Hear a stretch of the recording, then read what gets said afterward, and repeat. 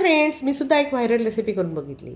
ह्या पुडिंगची रेसिपी आहे ना, ती हल्ली आता इंटरनेटवर खूप व्हायरल आहे. तर म्हटलं चला आपण सुद्धा करून बघूया, कारण हेल्दी आहे, टेस्टी आहे. त्याचबरोबर यामध्ये कुठली साखर घातली नाही, स्टार्च घातलं नाही, शिजवलं नाही. त्यामुळे अगदी गिल्ट फ्री रेसिपी आहे आणि करायला अतिशय सोपं आहे. आता यासाठी आपण पर्सिमॉम नावाची जी फळं मिळतात बाजारात ती विकत आणली. याला काही ठिकाणी अमृत फळ, काही ठिकाणी रामफळ सुद्धा म्हणतात.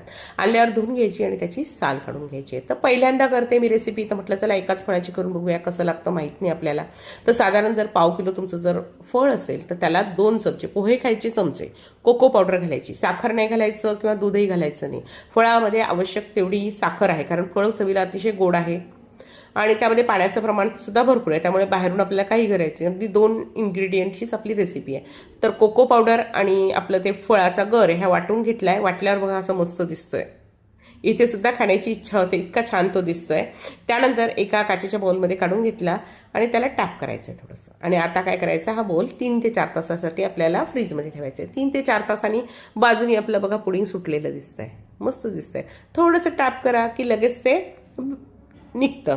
की असं हे पुडिंग नक्की करून बघा. चवीला मस्त लागतं, करायला अतिशय सोपं आहे. तुम्हाला सुद्धा नक्की आवडेल.